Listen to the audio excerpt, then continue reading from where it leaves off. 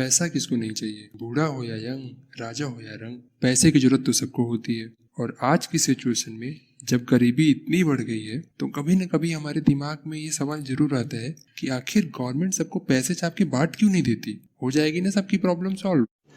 तो रुको जरा, सब्र करो। तो हेलो गाइस, कैसे हैं आप सब? आई होप सब ठीक होंगे। कोरोना के केसेस धीरे धीरे डाउन जा रहे हैं। ऐसे में 1 मिनट का मौन उन आलसी लोगों के लिए जिन्हें कोरोना की वजह से एक जॉब ना करने का बहाना मिल गया था। खैर, वापस हम अपने टॉपिक पे आते हैं कि क्या होगा अगर गवर्नमेंट बहुत सारा पैसा छाप के सबको बांट दे। अगर गवर्नमेंट पैसा छाप के लोगों में बांटती है तो उसे हेलीकॉप्टर मनी कहते हैं। तो आज हम बात करेंगे कि आखिर गवर्नमेंट इकोनॉमिक कंडीशन को ठीक करने के लिए हेलीकॉप्टर मनी का यूज क्यों नहीं करती। दरअसल गवर्नमेंट या आरबीआई अनलिमिटेड मनी प्रिंट नहीं कर सकती, क्योंकि मनी सर्कुलेशन को जीडीपी के साथ हमेशा बैलेंस करके रखना पड़ता है। यदि मनी सर्कुलेशन ज्यादा हो गया तो ऐसे कंडीशन में इन्फ्लेशन यानी महंगाई का खतरा बढ़ जाता है। तो पहला सवाल ये है कि जीडीपी क्या होता है। तो जीडीपी का मतलब होता है कि दिए गए समय में किसी देश की टेरिटरी यानी कि उसकी बाउंड्री के अंदर प्रोड्यूस किए गए कुल गुड्स और सर्विसेज जो कि फाइनल गुड्स एंड सर्विसेज हैं, उनकी कीमत को जीडीपी कहा जाता है। तो आइए एक एग्जांपल के थ्रू हम मनी सप्लाई और प्राइस लेवल के बीच के रिलेशन को समझते हैं। सपोज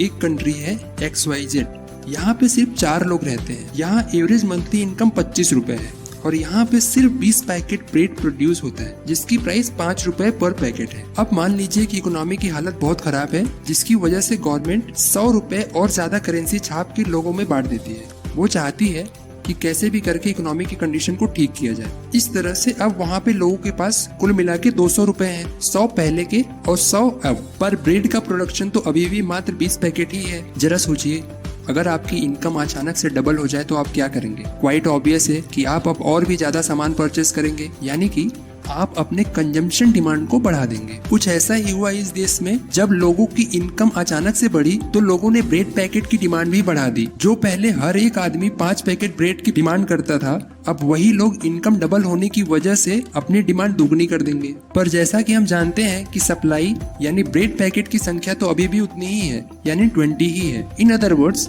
डिमांड तो बढ़ गई पर सप्लाई अभी भी नहीं बढ़ा। ऐसे में अधिक से अधिक ब्रेड पैकेट पाने के लिए जो ज्यादा पैसे देने को तैयार होगा, दुकानदार सामान उसी को बेचेगा। इकोनॉमिक्स के लैंग्वेज में बात करें तो अगर सप्लाई कांस्टेंट है और डिमांड लगातार बढ़ रही है तो इससे प्राइस बढ़ जाएगा। दरअसल हमारे आसपास ही ऐसे कई एग्जांपल्स है जिससे इस डिमांड और सप्लाई के खेल को आसानी से समझा जा सकता है। सबसे रिसेंट एग्जांपल है ऑक्सीजन सिलेंडर और रेमडेसिविर इंजेक्शन की, जिसकी कोरोना की वजह से इतनी ज्यादा डिमांड बढ़ी कि जो ऑक्सीजन सिलेंडर पहले 100 से 300 रुपए में मिलता था, आज उसकी प्राइस 1200 से 1500 रुपए हो गई। यानी कि डिमांड तो अचानक से बढ़ गया पर सप्लाई तो बढ़ नहीं पाई, जिसकी वजह से उसकी प्राइस बढ़ गई। पर जैसे जैसे प्रोडक्शन यूनिट बढ़ाए गए, जैसे जैसे ऑक्सीजन सिलेंडर्स की प्रोडक्शन बढ़ाई गई, वैसे वैसे उनकी प्राइस वापस से नॉर्मल हो गई। इस तरह से हमने ये भी देखा कि किसी वस्तु की अगर सप्लाई बढ़ जाती है तो उसका मूल्य यानी उस वस्तु की वैल्यू कम हो जाती है। ठीक इसी तरह अगर मनी सप्लाई बढ़ जाए तो उस पर्टिकुलर करेंसी की वैल्यू भी कम हो जाती है। जिस तरह किसी कमोडिटी का वैल्यू करेंसी के टर्म में मापा जाता है, उसी तरह किसी करेंसी की वैल्यू उस करेंसी से कितना गुड्स या सर्विसेज खरीदा जा सकता है उससे मापा जाता है। जरूर आपने अपने दादा दादी या बुजुर्गों को ये कहते सुना होगा कि कैसे पुराने समय में लोग 5 रुपए लेके मेले में जाते थे और झोले भर भर के सामान लाते थे। और आज की कंडीशन तो आपको पता ही है, 500 रुपए भी लेके जाओ तो एक थैली भर भी सामान नहीं मिलता। 1945 में जब वर्ल्ड वॉर 2 का एंड हुआ तो हंगरी,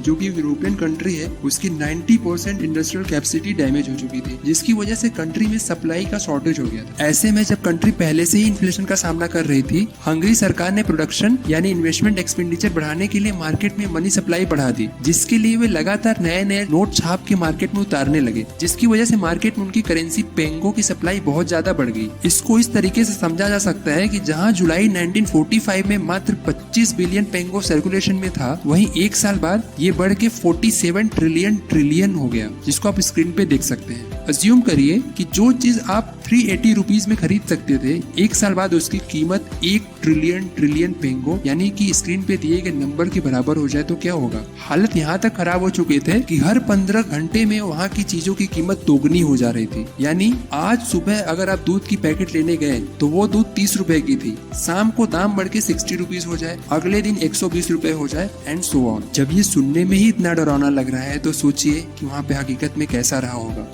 जहाँ आपको एक ब्रेड का पैकेट लेने के लिए ट्रॉली भर के पैसा ले जाना पड़ता था। कहने के तो वहाँ सब करोड़पति थे, और उन करोड़ों पेंगुइन्स की वैल्यू तो कुछ भी नहीं थी। Obviously it was a worst hyper inflation case in human history. तो भैया मॉरल ऑफ द स्टोरी ये है कि कोई भी कंट्री पैसा छाप के अपनी इकोनॉमिक प्रॉब्लम को सॉल्व तो नहीं कर सकती, ना ही वो गरीबी को दूर कर सकती है। इसका एकमात्र सोल्यूशन यही है कि वो कंट्री अपने प्रोडक्टिविटी को बढ़ाए, जिससे वो ज्यादा से ज्यादा गुड्स एंड सर्विसेज को प्रोड्यूस कर पाए, यानी अपने जीडीपी को बढ़ा पाए। अगर आपको हमारी वीडियो अच्छी लगी तो प्लीज इसे लाइक करिए, चैनल को सब्सक्राइब करिए और बेल आइकॉन पे क्लिक करिए, जिससे आपको आने वाले वीडियोस की नोटिफिकेशन मिलती रहे।